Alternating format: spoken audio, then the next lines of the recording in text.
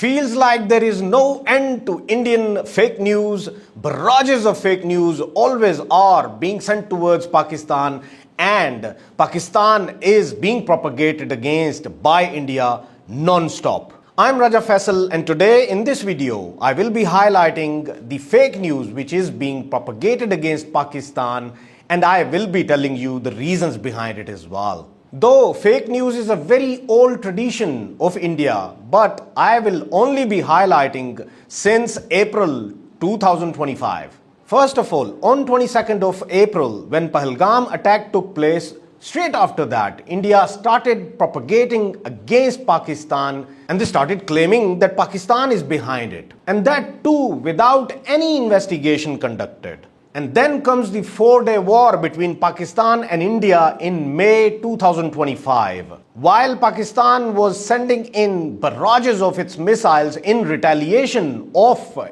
Indian missiles, India started spewing the venom. They started sending in barrages of fake news towards Pakistan. And you all remember that night in which all of the Indian channels, they were claiming that Pakistan has been attacked by Indians and Pakistan is one by one losing all of its cities to India. And hilarious was the point when one of the channels claimed that Multan, that happens to be a city way far away from the Indian Ocean, has been conquered by Indian Navy. Then they started saying Faisalabad, Lahore, Peshawar and Karachi, one by one, all of the cities, they have been conquered by Indian military and Indian naval forces. They even went to this length that Prime Minister of Pakistan's residence that has been hit by a missile and he is hiding somewhere. And guess what? At the very time when it was taking place, I was coming back from PTV World, and that was my route to get to my place. And I was passing right in front of the Prime Minister house, and nothing was happening there. They even went to this length saying the Chief of the Army Staff, he has been arrested, and Chairman Joint Chiefs of Staff has imposed a martial law in the country. Wow. Matlab kuch bhi. Whatever you want to say, you will say it on the Indian channel and that would become a news. Utter nonsense, utter fake news. And whatever happened next day, the whole world knows about it. Pakistan retaliated and retaliated with a style. There was no end to sending the missiles from Pakistan side to the Indian side. So much so that all of the air bases that were right next to Indo-Pak border, they have been hit by Pakistani missile with utmost precision. And the S-400 that India had always been very proud of, it was neutralized. And what happened next? Of course, Indians, they rushed towards the Washington seeking for a resolve to it. They literally begged for the ceasefire. And Pakistan was already in the favor of no war at all. Pakistan was just retaliating against the menace which was initiated by the Indian side. And that's how the war ended.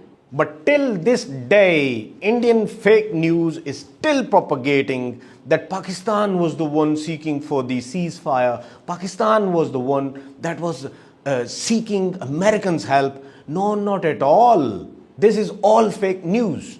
And the next fake news I'm going to talk about is the time when our Field Marshal, he was invited to a lunch by President Donald Trump in Washington. Even while this meeting was taking place, Indian media started saying that Pakistan has given up all of its air bases to the US to conduct any operation against Iran. I mean, one wonders how the hell they know about it. It feels as if Indian media, they have some kind of bugs going around within the Oval Office. Or maybe Vice President J.D. Vance is somehow spying for the Indians because he happens to be brother-in-law of Indians. I mean, there is no end to utter nonsense when it comes to Indian media.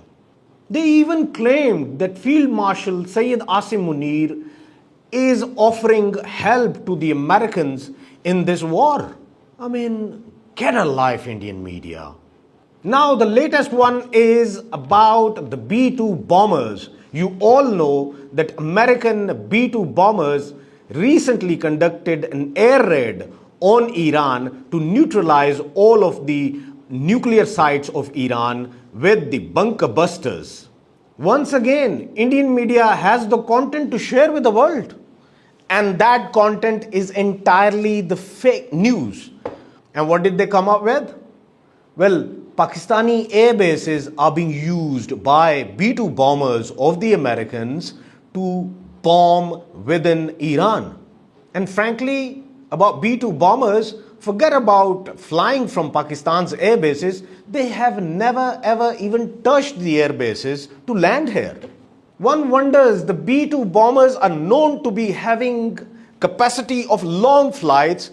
Why would they ever be landing in Pakistan and preparing from here to bomb Iran? Especially when everyone knows that the Americans, they have air bases within Gulf states from where they can simply go there and within 20 to 25 minutes they can release the bombs and that's it.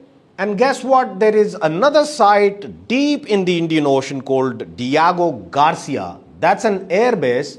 It has been with the Americans since right after 9/11. And now even Washington has given all of the information about how did they flew from within America and how their refuelers, they were arranged within the range of Iran and they were refueled, B-2 bombers were refueled to of course bomb within Iran. Go and listen to this. At midnight Friday into Saturday morning, a large B-2 strike package comprised of bombers launched from the continental United States. As part of the plan to maintain tactical surprise, part of the package proceeded to the west and into the Pacific as a decoy. Indian media, once again, it is ridiculous. I believe you need to grow up. To you, fake news is the only news. Whereas, world over, the journalistic practices, they demand the rechecking. But you never recheck. Reason being, you start the story with the fake narratives. And there is a reason behind it. The reason is Srivastava Group. And friends, Srivastava Group is a group that is a media wing of Indian intelligence. And those who are interested in knowing about the Indian modus operandi of the fake news must go through a story by EUDisinfolab. They simply probed the modus operandi of Srivastava Group back in days.